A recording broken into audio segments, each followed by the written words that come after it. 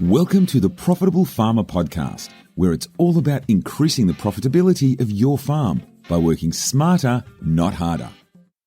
G'day everyone, and welcome once again to Profitable Farmer. It's a little bit wet here, and I hope it is for you as well. -5 here this morning and a pea super fog, so we are in the thick of winter. I'm delighted in this podcast and to build on the last one where I shared a little bit about the Farm Owner Academy strategy, perhaps as a bit of an example for just how important it is to allocate time to the critical thinking and the strategic effort that goes into building out a kick-ass business plan. I shared a little bit around how it is that we are expanding our team in setting the foundations for growth. And I mentioned in that podcast that we had recruited a general manager in Sam Johnsson. I'm delighted in this podcast and in this discussion to introduce Sam to you. Sam is Greg's son. Greg is, as you know, the founder of Farm Owners Academy. I'm delighted to welcome Sam to our team and certainly into a leadership role with us.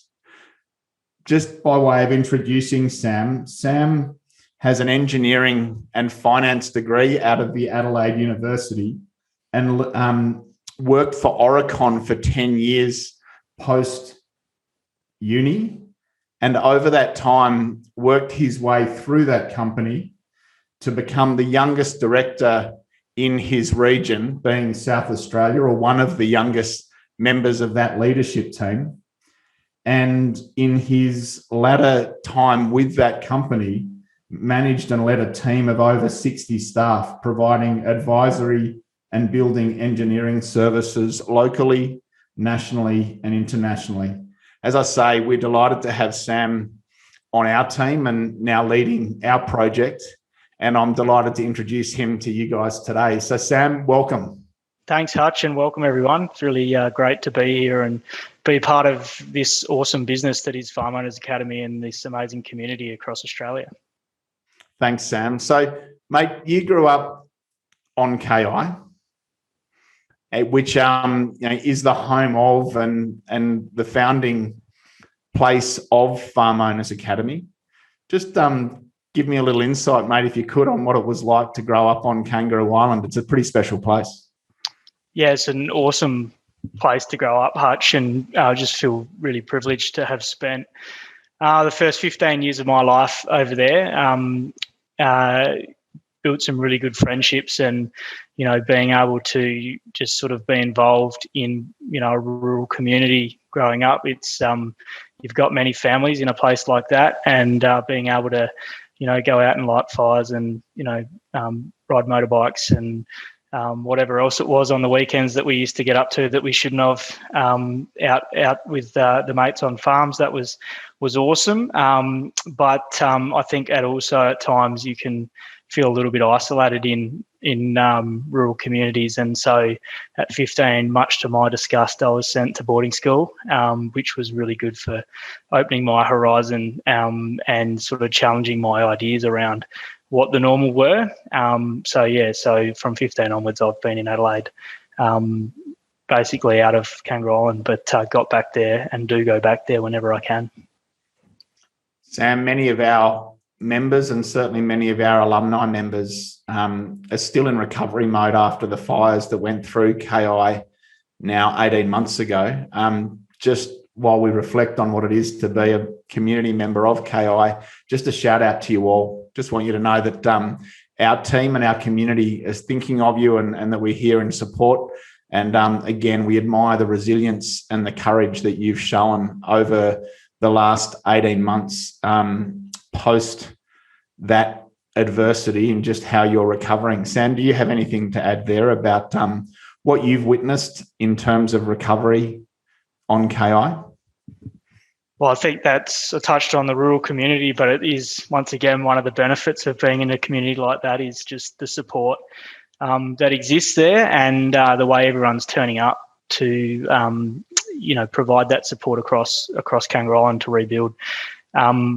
I think I was listening to someone who'd been in the CFS for their whole life over on Kangaroo Island. They're in their 70s, and I think they said they'd maybe lost one house to a bushfire in the time that they've been over there, and we lost, something like 60 houses on those couple of days. So just something like no one would ever have seen before.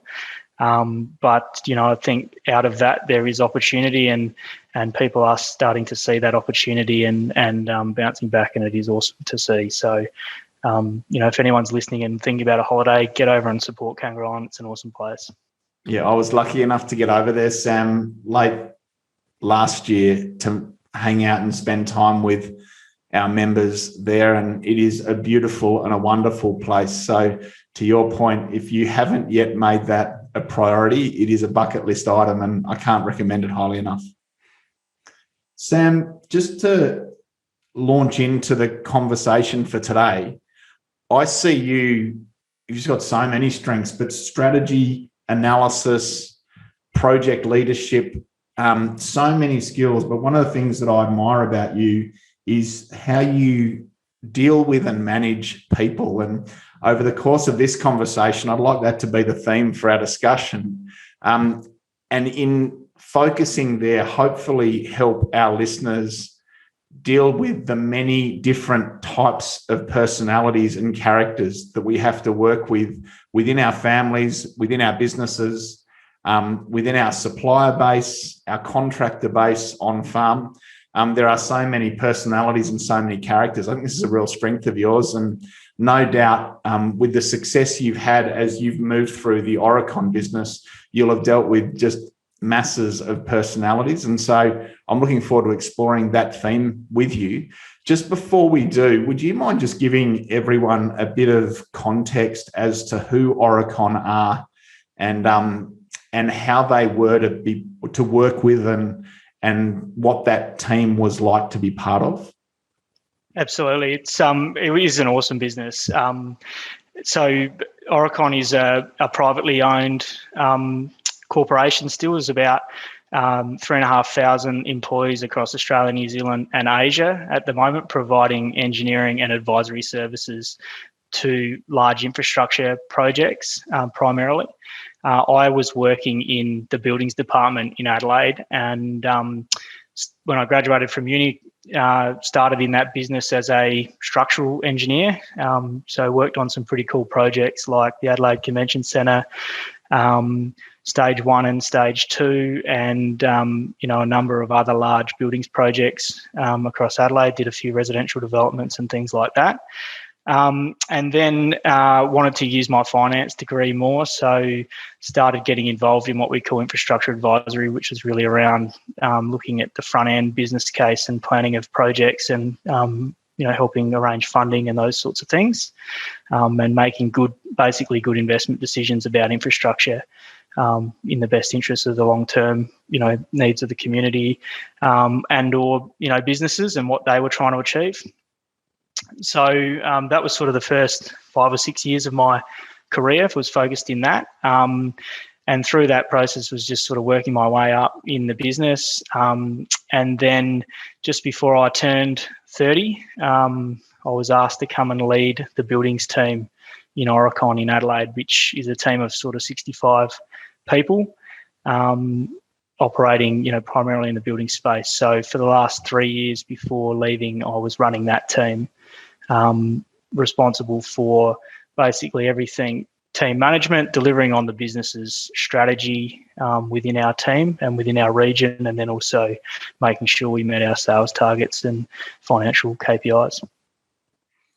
Sam, when you reflect back to your time at uni, how much people management training was there within your engineering and finance degrees? Bugger all. I think we did one subject called it's called engineering management or something like that in final year, and you did some profiling on personality types and those kinds of things, but we didn't do a great deal. One of the things that I was blessed with at Aurecon is they did have a really good graduate development program and an internal leadership development program. So I was exposed to a whole heap of training there, formal training, which was awesome, including some work with Melbourne Business School. but also just being around really strong leaders in the business and learning from them and being mentored by them was also a real privilege. It's interesting. I guess I just asked that because it speaks to the point that so many of us are technically trained, and the technical training is incredibly thorough and incredibly thoughtful. Surgeons, dentists, engineers, architects, farm business managers, agronomists, but nowhere necessarily do we learn people management. It's something that we, by default, almost have to pick up on the run. And unless we're exposed to those sorts of leadership programs that you've been part of, a lot of us are just winging it, Sam, in small business and in farm business leadership. And as a result, so much might go wrong. What would be your comment there? I completely agree. I think, particularly in engineering, and I think a bit the same in farming and things like that as well, there's a lot of science to it, and there's often a right answer and one way to do things and a most efficient way to do things. And I think the resounding overlay with people is that there's multiple different ways to achieve an outcome, and that most people issues take time to resolve. There's not like a sugarcoating or a quick fix to a lot of these issues. They take time and energy and space to think through issues and work through issues. And the minute that you try and approach one of those, situations in a way that's the fast route or whatever, you run the risk of making the wrong decision, has been my experience. Sam, I reckon we've all got a certain people management or leadership style, and I'm willing to wager that across Aurecon, you've dealt with a whole lot of executives and people more senior, perhaps, than you, and a huge diverse range of styles. How would you describe your management style? It's a good question, Hutch. I think I would say I've got a collaborative leadership style, but I'm not afraid to make a decision. So, I do like to involve people in the decision-making process, and I like to understand, different opinions and those kinds of things. But, I think as business leaders, you've got to realise that, leadership's not a dictatorship, but business is not a democracy. So, at the end of the day, someone's accountable and responsible for making the decision. And whilst you might canvas ideas with people and, encourage them to provide input and insight into a decision, at the end of the day, you're in the role where you're responsible and accountable for that decision. So, you need to take ownership for it and get on with it. So, I think I used to always try and lead in a collaborative way and encourage, the input out of the group that I had around me, because there was so much more experience in them than there was in me alone. So I wanted to hear that, and I wanted to gather that, and hear different opinions from different people with different experiences. But at the end of the day, it was my decision to make. Perhaps before we dig into this topic a little more deeply, Sam, what are you most proud of about your latter few years at Aurecon, and perhaps the impact you had on that team, or what your team was able to achieve? Probably it's a hard question because there's so many things that I'm proud of. I think that the thing I'm most proud of towards the end, or over that 3 years, was just being able to build followership within my team. So, I think when you're put into a management position, this is perhaps true for me when I first started being a younger person. You're appointed to a role, right? So, people are leading you because you're in that role, following you because you're in that role. But for me, leadership is about followership and, building a relationship and a rapport with the team around you, and they follow you because they feel that you have their business there and the business's best interests at heart, and that they know, that the decisions you're making are the best decisions. So that followership aspect of it, in my view, was what I'm most proud of. What is followership? And if you reflect, how did you create that? What would you say that, the couple of keys from your perspective to achieving that? Yeah, it's a good question once again, Hutch. I think what followership is for me is it's that, it's people are they'll come to you to seek advice, right? So it's not, they're not following you because you're in a role where you have to make the decision and that's part of your role description. They come to see you because they view you or they value your opinion and they feel that they value your input in their process of making a decision as well. So that for me is the followership. It's influence. It's the ability to impact a decision or an outcome outside of your kind of direct sphere of report or whatever else. So it's across business units, building relationships with people outside of my team who were my peers who would come and seek advice from me. I think was what I would describe as followership. So bringing that back to our listeners and our farming families, are your people, family or employed, are they following you because you happen to own the checkbook? Or are they following you because you inspire them in a way that they want to follow you? I think it's a really important distinction. I think as small business owners, we get to crack the whip and often maybe our businesses can look and feel a bit like a dictatorship. But it is worthwhile just checking in on how engaged are my people really, and am I turning up to them and inspiring them and influencing them in the direction that I want to go, or are they order taking ultimately? Are they just doing what they're told because, as I say, you've got the checkbook? Sam, comment there? Yeah, completely agree, mate. And I think as your team gets bigger, it's harder to rule that way because you don't have a direct line of communication with a large chunk of your team. So you are having to lead through influence and action, and you're reliant on your clarity of message and what it is that you're wanting to achieve and how it is that you engage with everyone around you to help create that consistency of outcome across the team. It's not just about the direct communication you're having with them on a day-to-day basis and the salary you pay them, because there's plenty of other people who are happy to pay them a good salary as well. Yeah, I've heard it said, Sam, that in the professional sector that 80% of people leave their job because they don't respect or look up to or want to continue to work with their direct manager. It's not about the company. It's not about the pay packet. It's not about the benefits. Most people leave and try and find another job because they don't respect the person that they're directly reporting to. Would you agree with that? I would, yeah, I'd agree with that. And I think it's, there's an aspect of, one is respect, but there's also indifference, I think, about them and their career path. So, showing an interest in what it is that people are trying to achieve in their lives and their careers, and, being a supporter of them within your business to achieve that and see how their goals can align with yours is a big part of helping keep people hang around.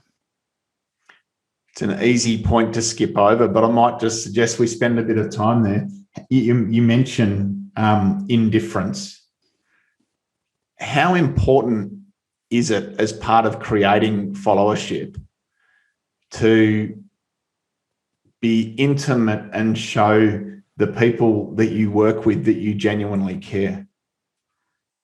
Oh, I think it's critical, Hutch. Like, particularly in bigger teams, it's easy. It's easy if I was having a bad day to walk into the office in a bad mood, and that might be the one interaction I have with that junior engineer who's been in the business for a year. That might be one of 4 interactions I have with that person for the year, and if they have a bad experience because of how you're behaving, you've undone whatever other hard work someone else might have been putting into that person and their development. So, I just think it's so critical to be able to rise above whatever else is going on and try and build those positive connections and feel like you understand, your team really well. I have to say, it's a skill that you have to work hard at, and it's not something that I did perfectly, I'd have to admit either. It's particularly when things aren't going well, it's difficult to keep yourself in that right mindset, but it's just so critical that you are taking the time that you need to invest into your employees. The other thing you mentioned, Sam, was sort of knowing their goals and drawing that link between their goals and the goals of the company. Would you mind speaking to that, and what was your approach to actually helping or getting that deeper sense of understanding of your team members' goals and aspirations that they might have for themselves, and then matching that back to the goals of the company? Yeah, so I think once again, Aurecon had a pretty good performance review process. I think there were some things that I didn't like about it, but there was a lot that was good about it. And one of those was that everyone had a direct line manager, and that line manager and that employee had a 1 hour conversation, or between half hour and 1 hour conversation about that person's career and their development every month. So you'd be investing into that person, understanding what it is, how they think they're going, what they're wanting to achieve in their career, and also helping them understand how they be successful within the team at Aurecon that they were operating within, and how what they were doing contributed to the broader goal. So obviously we were reliant on that line management group in feeding back things, and there was some other surveys and stuff that we would do as well. But really, it's just about investing some time, and I think an hour a month is a pretty small investment in someone who spends 40 hours a week working for you. So, if that hour a month results in a few hours extra discretionary effort, or someone thinking, going above and beyond in their role because they're really clear on what it is you're trying to achieve, or they're really clear on how their contribution makes a difference, it's the best hour you'll spend every month. So many companies that I've seen and worked with, Sam, they might do that once a year. We have an annual performance reviews, probably like most businesses and most small businesses, in my experience, don't even do it annually. But then the mindset, I think, in most companies is that we have an annual salary review and an annual performance review. How much more powerful do you think it is having a monthly performance review? And to your point, imagine on farm if that was something that you undertook to do with your overseers and your farm team, just to make them feel special by giving them half an hour once a month just to talk about their development and how they're going to progress with you in your business. But Sam, can you just speak to the value of doing it monthly rather than annually? Yeah, I think the two things that were my focus, or that I used to try and focus on with our team around that. So one was that there's no surprises for that. We still do our performance review and our salary review annually. So, but like where you'd actually sit down and rating and go through a formal process and calibration across the whole team and whatever else, it used to take a whole heap of time. But my real preference was that there were no surprises in that. So no staff member should get to their performance review and be surprised by the outcome that they got if the line manager's doing their job properly. And so that requires you to have candid conversations every month about performance. You can't just sugarcoat it and then come and give them a really poor result in the performance review and say there's no money here. It's on you to have those conversations throughout the year and take action on that. So I think that was really important. And then the other one was making sure that conversation is focused about them and their development, and not about what you want to achieve. So, being clear on, you might have some feedback you want to provide them in that conversation, but focusing it around first, what is it that they're trying to do and how do they want to develop? So again, just for our farming families listening, just a shout out just to reflect for a minute on how strong are your career conversations with those in your team? Now, you might have a son and a daughter-in-law, or a son and a daughter and no employed team. I would still argue that this is sufficiently important. Or you might have one or two on your farm team. With them, how strong and how frequent are the career conversations or the development conversations that you're having with them? And is this an opportunity to formalise those and to make them perhaps a little more frequent? I think in terms of engaging people and enrolling people, and as Sam said, creating that loyal followership, frequent conversations that are intently focused on individuals within our team is such an important part of good management. Yeah, and I think hey, if you don't ask, how do you know? Like, there's really you can guess. You can spend a lot of time guessing about this stuff, and you'll probably get it wrong. So why not just take some time and ask? And you might be amazed at what you uncover. And you could be thinking that throwing more money at something is the way you fix the problem, but often it's not. Often there's something else that people want. Yep, great point, Sam. So, mate, would you mind speaking to the diversity of characters, individuals, personalities that you dealt with in that role, leading sort of 60, 65 plus people? Yeah.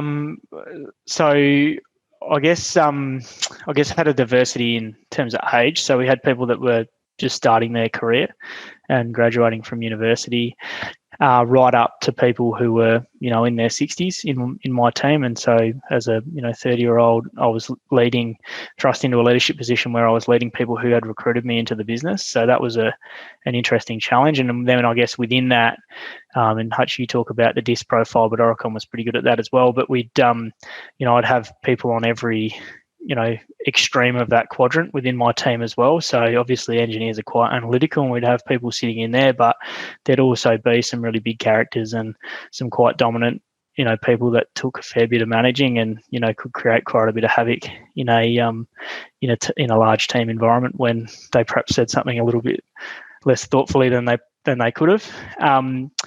So, I think there was a diversity in terms of that. And then, Aurecon had a real focus on diverse teams themselves. So constructing, diverse in gender, in age, in thought, in background, cultural and otherwise. So, it was, I guess there was a lot of differences across the team, and, trying to piece teams together in a way that, got the best outcome for our clients was really the challenge, I guess. So having a group of people that would come together around a common purpose but didn't necessarily all think the same was what we try and create. Sam, you mentioned DISC personality profiling. I'd encourage all of you to have a listen to the podcast I did a few months ago on DISC profiling. And if you're interested in applying that across your team, just flick us an email at support@farmownersacademy.com, and we could send you a link to that profiling exercise. But it's a really interesting process to work through to understand the different personality types that exist within any team and how to construct teams so that there is that diversity of personality and diversity of skill set that Sam speaks to around every project. Sam, with that diversity of personality and character, I'm keen, if you could, just to reflect on a few things with me. How do you handle and adapt in your style when you come up against some of those personalities? So just to give you an example, if you're dealing with someone who's a trailblazer, direct, dominant, perhaps overbearing in meetings, the alpha male, so to speak. Yep. What's your approach with them compared to someone who's the opposite of that, more gentle, softly spoken, slow-paced, nurturing in their style? How do you go about adapting and managing those various characters in a given situation? So I think this is one of the great things about this profile as well, Hutch, is that it gives you some strategies about how to work with those different personality types and to adjust, your style. But I think as a leader, you're flipping between, different personas yourself to kind of deal with the different personality traits that you might be dealing with. So in the case of the dominant person, particularly in group meetings and those sorts of things, or when you're talking with the broader team and whatever, they tend to want to voice their opinions all the time. They don't create any space. They're a bit like a bull in a china store. They'll say something and then think about it later, and it can be quite disruptive. So particularly for some of the ones who are in more senior positions, I'd spend a fair bit of time with them beforehand, just getting them clear on what it is that I was wanting to communicate, so that they were there to talk about that, or that they were less likely to say something that kind of undid what that was unintentionally.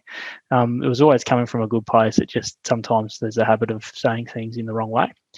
But also finding roles for those people that allows them to play out their strengths. So they love getting things done, right? So as soon as you've made a decision to head in a direction, they're the person you want to throw onto that task, because they just get on with it, and they go and make the phone call, or they start working on the document, or they, get the 10 people around them engaged into the task as well. So, using those people to get things started is really powerful.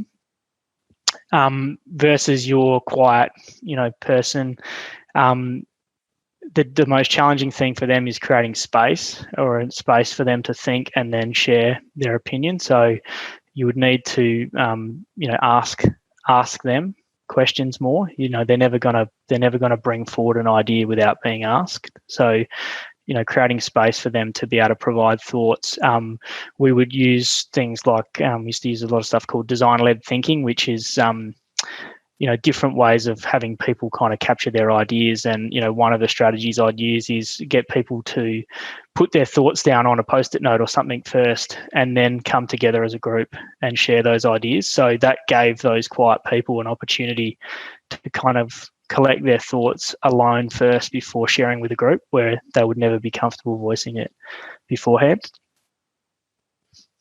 Thank you. Yeah, it's a really interesting construct. And, what that speaks to is often in management, verbal communication is one form that we have to influence and to get a result. And we've got to constantly adapt that for the personalities that we're working with. But so often, if you can influence before the meeting, or give someone the chance to write something down, or even write something to them, in family farms and in small business, I think a lot of it is done verbally. I just want to encourage you to think about, if you're up against a challenging situation with one of your team, think about the written word.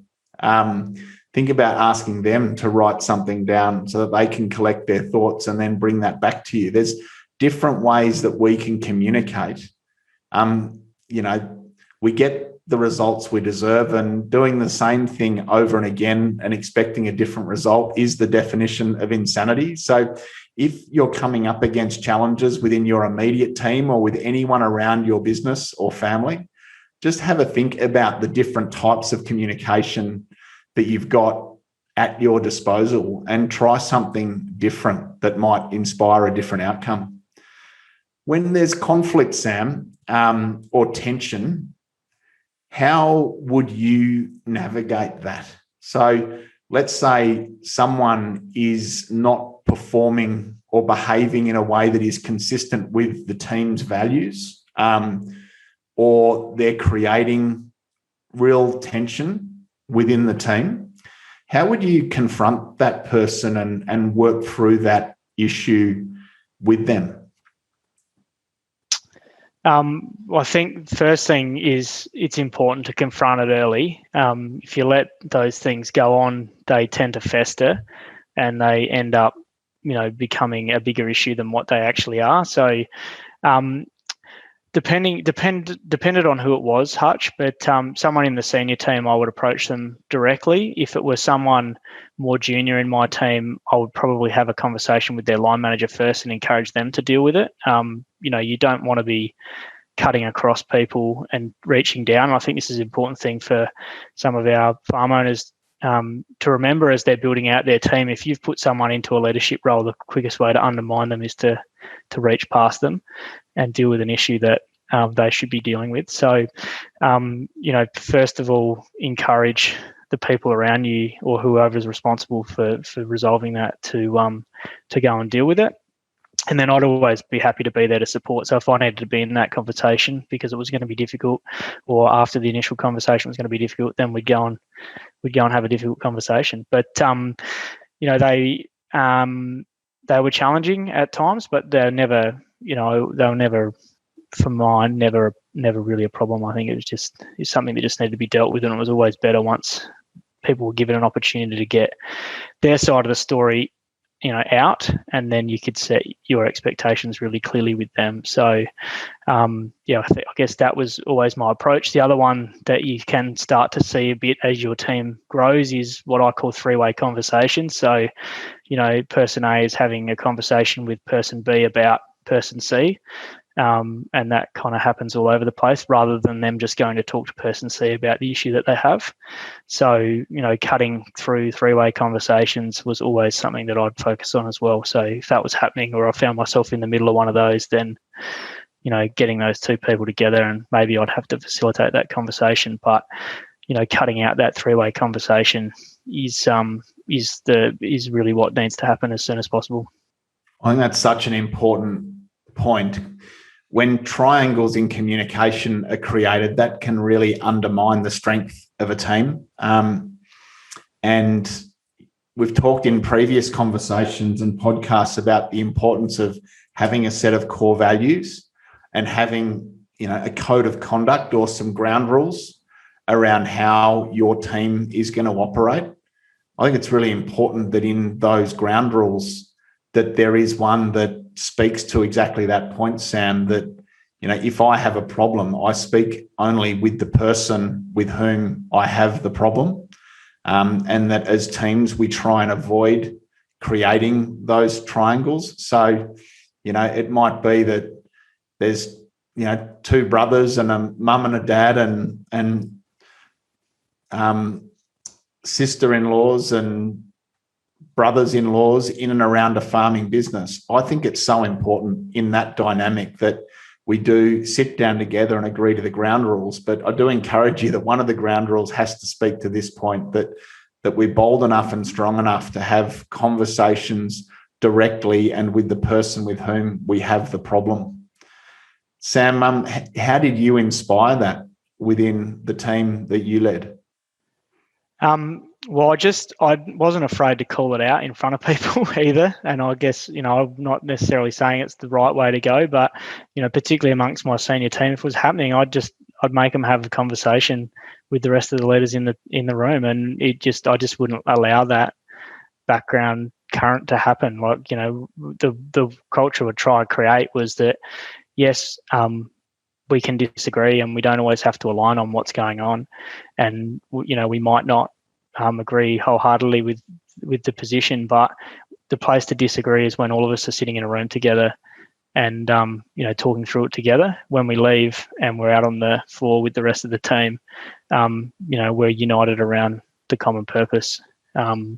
So that was sort of, I guess, the environment we tried to create within our leadership team and high level of Canada. I used to invest a fair bit into those guys as well, as they did with their immediate reports around just trying to create that culture. And, it didn't always work perfectly, but I think 9 times out of 10, we had the key issues on the table, before they became key issues. Yeah, so be bold enough to have those straight conversations in private so that you can be united in public. Yeah. I think another great point that you make, Sam, is that we don't have to agree to be aligned. And so I think often we hit stalemate in family businesses and small businesses because we're not in agreement. I think, and again, speaking to prior podcasts, and I guess where we focus with our members within Farm Owners Academy is helping them get clear on the vision, the core values, the 10-year goals, the 3-year goals, so that there is something that we can be aligned to. The ground rules that I just touched on are things that we can all own and be aligned to. Once you've got those things in place, then you can be aligned, but on any specific problem or challenge or decision or issue, you don't have to agree, and you can still move forward. Sam, those constructs that we teach to farming families, how relevant are they in professional service land and in Aurecon in keeping your team aligned over and above that constructive agreement? Incredibly important. A lot of the strategy that we would implement and be responsible for helping implement wouldn't always be the popular thing to do within the business. It was, part of one of the challenges of being a leader in a matrix type organisation like that is that, you've got strategy that you're implementing at a local level, which needs to cascade into the broader corporate strategy. Not all of the things or the direction where the business is trying to go is the popular thing to do within your local region. So helping people understand why it is the right strategy and, how it's going to benefit them and the business in the long term is a big part of what it is that you need to do. But certainly people didn't always agree. And, but the purpose was still clear and the alignment was still clear. And, Oracon also, our performance review process was 50% on your outcomes. So, your KPIs and how you performed in your role. And the other 50% was the way you did what you did. So how well did you align to the core values of the business and how well were you upholding those? And particularly at a leadership level, there was a big focus on how well you upheld the values. It's interesting that that's how the performance construct was set up, 50% on KPIs and 50% on conduct and how you turned up. Again, there's a real insight in that for our farming families who are looking at setting up incentives and even bonus structures across our business teams. I think it's so important that there is incentive for people to go above and beyond. And again, there's real opportunity in our farming families to think about how we do inspire that through the incentive structures that we have in place. Sam, you mentioned that you had to manage and lead people who had employed you into the company who were, 10, 20, even 30 years older than you. How did you go about managing people older than you with respect such a young age in such a senior role? How would you practically navigate that? I don't know, Hutch, how I managed to survive, to be honest. I've probably made a lot of mistakes through particularly the first 18 months, I think, in the role. I'm very lucky to have two incredibly strong mentors within the business, and I would go to them quite regularly and bounce ideas off of them. And both of them were different in the way they'd approach things. One was very humanistic and caring and, he had 30 years experience in the business, but was also just, an outstanding gentleman and would always approach things from, the right thing to do from a people perspective. And the other was an incredible strategist and, probably more of a D type personality, didn't tend to care too much about, what necessarily other people were wanting to do, but was very focused on what the right thing to do was. So, I would go to both of them and seek opinions on, this is what I think the right approach is, how do you see it? And once I'd sort of bounced ideas off of them and gleaned from them, I'd then go and implement it. But I think early it was just trying to spend time getting to know those people. And once again, what were they wanting out of the business? Where were they trying to go in their careers and how could I help them achieve that? So, and I didn't have all the answers at the start about how I could even help them do that. But I knew that if I understood that and I put the focus in the right area, I could, could get there. And then I think the other thing was that really I approached our team a bit like a footy team. So, you might not have everyone in the right seat at the start, and some people should perhaps be in a different team, or not in your team anymore. So, that would be what I'll be spending a lot of my time doing, is trying to work out, where people should be within the org structure and to perform at their best and use their strengths as best we could. Thanks, Sam. So I guess what I wanted to explore now is a few, again, digging deeper on people management. How do you go about holding people accountable? Yeah, it's a good question too, Hutch. So I think if you get the right people in the room, it's not hard to hold them accountable. They all want to do the right thing, right? So they tend to be self-motivated and they tend to be high-performing. So I guess the first thing I'd say is just get the right people around you, and focus on that first. You shouldn't have to be trying to motivate people to come to work. They should come to work motivated themselves. So and then afterwards it was about trying to be really clear on what it was that we were trying to achieve. And I think through COVID, what I learned was that there was business changes really quickly, and the world changes really quickly, and that we operate within. And you can't plan or predict the whole future, but the thing that doesn't change is the principles that sit behind how you respond. So I had to switch from trying to be really focused around do X, Y, and Z, and you'll get this outcome, to these are the principles that will allow us to be successful, and focus on holding people accountable as to how well they were upholding and delivering on those principles. How important is accountability in management? It's very important. I think there's two layers to it, Hutch. Though I think there's it's important to be accountable and do what you say you're going to do, because that's basically how the whole world works, is on promises. But also as a leader, to have some compassion when things don't fully work out. So, there's not always, people aren't always going to achieve the goals that they set for themselves. And if you beat them up when they don't achieve something, particularly if they've bitten off something that's a pretty serious challenge, if you cut their head off when they stick their neck out, then next time they're going to take a really safe bet, and that's not always the right thing in business. So, there needs to be a balance between holding people accountable around what they say they're going to do, and also being okay if they've taken a risk and you're supportive of that risk and it doesn't come off. I love the construct that we teach at farm owners around people needing to get it, want it, and have the capacity to deliver.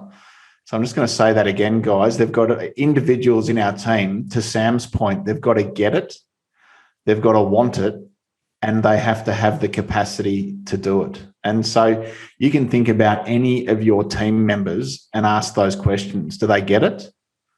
Do they want it?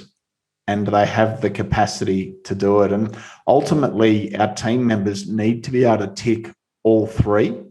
They might not have the capacity to do it now, but do they have the capacity to grow into it in the future? To Sam's point, once you've found someone who gets it, who wants it, and has the capacity to grow with you in their role and get stuff done, then in my experience, to your point, Sam, holding people accountable on a weekly basis in weekly meetings, or on a daily basis in those meetings, or a monthly basis, becomes a lot more simple when you have the right people on the bus.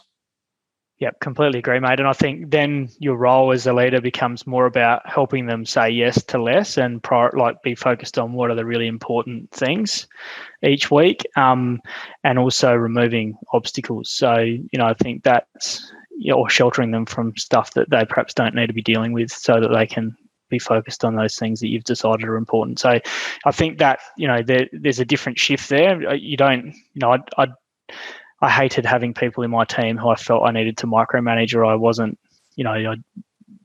confident that if I set an objective that they'd need me to be standing over them to do work. Like, it just didn't work like that. Sam, in those situations where after a few catch-ups, someone either doesn't get it, they don't want it, or they don't have the capacity, they're underperforming in their role, or they're not in the right seat. Would you mind speaking to how you would manage that and how you'd suggest perhaps our listeners manage that if they're realising that, maybe Bob in the sheep enterprise, he might get it, want it, but not have the capacity or whatever? How would you navigate that issue? Well, I think the first thing is to try and come at it from a position of understanding, particularly if they've been a good performer and a good employee, up until a point where you're starting to have an issue, what's changed or what's going on. And that starts with trying to understand, where they're at and what's happened. It might be that there's something going on in their personal life that is causing them grief that you've never known about before or haven't known about. It might be, that they're starting to lose their passion for the role that they're doing within the team and that they want a new challenge, or that it's becoming too easy, or, it might be that, there's some other thing, that's changed that you're not aware of. So first thing is trying to understand what it is that they're, where they're sitting, and, what questions can you ask that let you understand, do they get it still? Do they want it, or what else might they want? And, is there some issue or some things that are getting in their way? How can you understand whether they've got the capacity to still do the role? So it's very easy, particularly for people who are highly motivated themselves, to keep saying yes to things to the point where all of a sudden they stop doing everything well.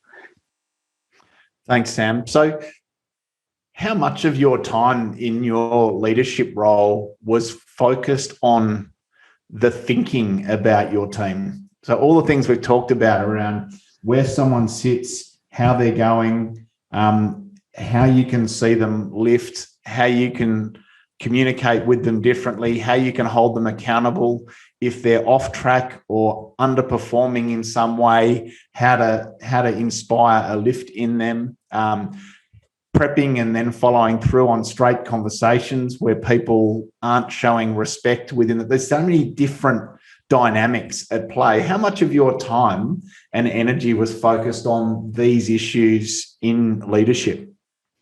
Yeah, so I said I had a reasonable sized team, but and as the leader, I had to focus my efforts a bit. So I would probably spend 90% of the time I did spend on, my 4 direct reports plus, the 6 or 8 sort of emerging leaders we had, or the, really high performers we had within our team, and how can I, invest into those guys to help them continue to grow and develop within our business. So I would focus my attention there, but I would be asking the rest of my line management team to be thinking about their team. So I would probably spend, Hutch, I would think between, 4 hours and, a day a week sort of on that stuff, either in direct conversation or thinking about, who is it that needs a little shove, what am I observing here that's I'm not happy with, or what's the feedback I'm getting from others in the business, and how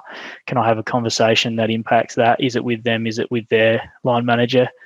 What are the things that need to change to allow that person to succeed? How am I creating a pathway for these people? Those kinds of things. So it's a fair bit of time. It's a fair bit of time. And I guess I asked that because I just want to remind and motivate our farming families and farm owners that this is what people are our most important asset in farm business leadership. And it's easy to get in the way and focus on urgent rather than important priorities on farm. And often these sorts of important conversations and the thinking that needs to go in to the preparation for these sorts of important conversations, it's really important. And so I just want to sort of make sure that to all of you that you're allocating enough time to do the critical thinking that is required in order to influence and inspire your team, and that you're allowing yourself and letting it be okay just to sit with a cup of tea and think through, how do I turn up to this individual and meet them where they're at and support them, overcome any issues, and then build them up from where they are. It's such an important piece, and often we're too busy to make this conversation around people management a priority in our days and our weeks. Sam? Completely agree, mate. And I think the other thing you've just said in there that's really important is it's very easy to give critical feedback. It's much harder to catch people doing the right thing and encourage them to do more. So, and I think I've heard it said that for every one piece of negative feedback you're going to give someone, you need to give them 10 positive pieces of feedback. Otherwise, it can be quite detrimental to their development, and they'll start to question themselves. And I think particularly with younger team members, that's even more important, is that that so much of it is about confidence. And if they're getting if all they're hearing is negative feedback all the time, they start to question their own ability. Absolutely. It's a crude analogy, but I think about people like car tires. If I let all the air out, I can't expect that tire to function efficiently. But if throughout every day I just put a pound of pressure in or a couple of pounds of pressure in, and I build them up just with positive feedback, thanks, well done, hey, you did great there, keep up the good work, thanks for another great day, I'm putting air in their tire, so that if there comes a time in 2 weeks' time when I need to actually take 10 pound of pressure out by giving someone some critical feedback, that I might take them from 30 pound pressure back to 20 pound pressure, but the car will still run. They'll still be okay and we'll still get a result. If I've beaten them up over the course of the last 4 months so that they're spinning at 8 pound pressure, and then I need to have a really significant and tough conversation, there's no effectiveness left. They're out of puff. And so I do believe in putting air into their tires and building them up and pumping them up so they're at 35 pound pressure, so that I've got a bit of room to move if I need to have a straight conversation. Sam, would you comment or speak to that?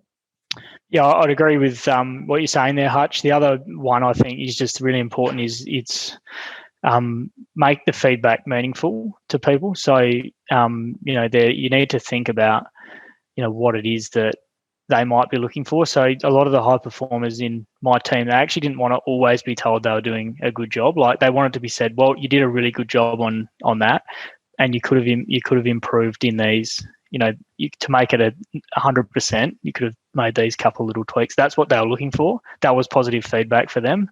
If they're just getting told they're doing a good job all the time and there's nothing they can improve on, then they sit there and go, well, why am I getting a pay rise, and how come and I stepping up to the next level in the business? So, they're looking for both sides of that at the same time. But then there'll be others that really do just need confidence, and it's exactly like you described. They need that positive feedback. It's a really good distinction. Thank you. That positive feedback can be, here's how you can do it better next time. And that a lot of high performers are looking for that. Yep. Makes sense. Coming back to your sporting analogy, people might have just kicked 10 goals, but they want to know how they can kick 10 goals again next week. What's the next sort of 5% lift that I can make so that I can get this result again? Yep. Perfect. Now, we all deal with contractors and suppliers in farm business management. Does all this relate equally to someone who's not on your team and they might be operating to someone else's values and someone else's goals? How did your communication change dealing with suppliers and contractors, Sam? It does, but I guess so. We were quite picky with who we would partner with, so there needed to be, I guess, values alignment initially. And I think I'd encourage all farming, owners to be clear on what it is their values are and have that conversation with their contractors. If you don't want your shearers smoking in the shearing shed and, you want them to turn up half an hour before the run and whatever else, be clear about that and why that aligns to your values when you employ them as a contractor. It's okay to ask for that. They might not agree to all of it, but at least you've had the conversation beforehand. You won't be disappointed through the process, and you can always fall back to that. So I think, being clear on what it is that is important for you and your business and how it aligns between the two businesses and what the common purpose is if you can clarify that at the start, then you've always got it to fall back on. It makes those conversations so much easier. And I guess it is a little bit simpler in a contractual relationship because you can always walk away from it. Yep. Thank you. And I would encourage everyone to not just do that verbally, to have those ground rules on the wall in the shearing shed or the values on the wall. And then it's a lot easier just to point to the wall and say, hey, mate, I need to see your lift. That's not okay. That makes it a professional conversation rather than pointing the finger at the individual and say, stop smoking. That's not okay on my turf, you know? Yeah. So writing stuff down and getting it up public can make management a lot easier, in my experience. Sam, last few questions, if I could. I really appreciate your time, and it's great to go deep on this topic. It's a complex one at times, but I really appreciate the way in which you're navigating this conversation and giving us the insights that you are. What's been the biggest challenge that you faced at Aurecon and the biggest change that you've had to lead and navigate? Probably the COVID scenario, Hutch, last year. So I remember it very vividly, but it was March last year. It was actually before that. So in February, the CEOs would do a roadshow once a year and sort of come around and say hi to everyone. And so they had everyone together in the kitchen, and they were talking to the whole Adelaide office. And someone asked the question, "What's the likelihood of us working from home, do you think, in the next 12 months?" And this was right at the start of COVID, February. And our CEO, then she said, I think it's a guarantee. And I was just sitting there going, there's no way we're going to be working from home, right? Like, our whole business really had worked in the office 100%. And I still remember getting up in March and in front of everyone and saying, right, take your computers, we're working from home. We don't know when we're going to be back in. And my team flipped from being, in person largely, with only the odd person working from home, maybe one day a week, to a team of 65 working from home 5 days a week. And we stayed like that all the way through until the end of the year, with only maybe the maximum we got back into the office out of my team would have been about 15 people out of 65. So, that's probably been the biggest change, Hutch, is just going from managing a team of people that you were physically present with every day to then having them work virtually. 2 dimensions, not 3 dimensions. Yep, absolutely. And now, as we arrive, hopefully, to the other end of that pandemic, what will the new reality look like for Oracon? Do you think they'll go back to how it was, or will it be a hybrid of the two? It's a great question, and one that we were talking about a lot before I went away. But I think it would be a shame if businesses lost what the good things are that they've gained out of COVID. So, I think what we've proven is that flexible working does work, and it can work really well in certain circumstances. I think there's still a need for physical presence, and in terms of creating connection and learning opportunities for junior staff, I think one of the things that was a real shame through that is the amount of learning that people do just by being around other people and observing how they do what they do and the way that they conduct themselves. You don't get that when you're virtual. And also, we just talk a bit about the water cooler conversations, or it's the innovation that happens by bumping into someone and having a chat with them about what you're working on, and them suggesting an idea that's a bit left of field, and you go and explore that. So, they're probably the 2 things that I think are really challenging online. But I don't think Aurecon will go back to everyone in the office full time for some time. It's so interesting, Sam, isn't it, to see just the impact that COVID has had on so many different businesses across so many industries, and the positive adaptation that has happened as a result. I think it's fascinating across all industries. For farming families, I just sort of want to shout out that now more than ever, having a bookkeeper who might be interstate or an administrator who is from another part of the country, or someone helping you with your marketing or branding or graphic design or IT, it now more than ever, having remote workers helping you get a result is more possible than it has been. So I want to encourage you, as you think about how you might delegate activities and build out your team, but they don't all have to be on your farm and in your town. There's amazing skill sets jogging on the spot wanting to help people just like you, and they can be from the Philippines, they can be from India, they can be from London. Our team at Farm Owners includes John in the Philippines, Whitney in England, who helps us with content creation. We are an online and a team speckled across Australia, as I've touched on, and I think that we've got a great culture. We're a really strong and united group, and we've got a bright future, and we are online. And so for all of you, just think a little bit more laterally perhaps about where your people that are supporting you towards your family goals are sitting while they're working for you. Any comment there, Sam? Yeah, I'd agree with that, Hutch. And I think the other challenge that is obviously clear for the farming community is this sort of transient workers that were coming on vacation and were doing a lot of those roles in those, particularly fruit picking and some of those things in those regions. That workforce has been significantly shrunk. So as a business owner, you can either sit there and say, well, my workforce is gone and, I'm staffed, or you can sit there and think about, okay, well, how is it I'm now competing for a smaller pool of resources?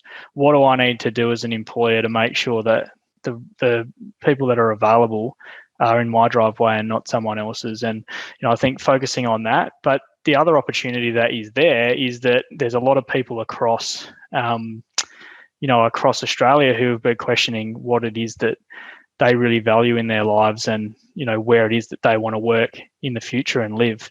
And, perhaps there's employment opportunities out there with people that perhaps aren't out of the ag industry or, are considering a change in their lifestyle or their career, and you might have something really attractive to offer to them. So thinking a little bit creatively about, what's going on in the world at the moment and how it is that you position your business to take advantage of that would be the challenge I'd put to this group.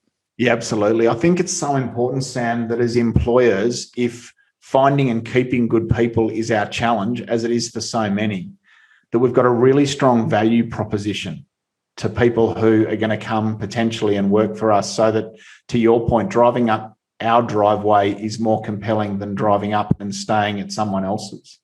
And so I like the idea of having 5 or 6 bullet points that are written down that make you unique as an employer compared to any other farmer in your region.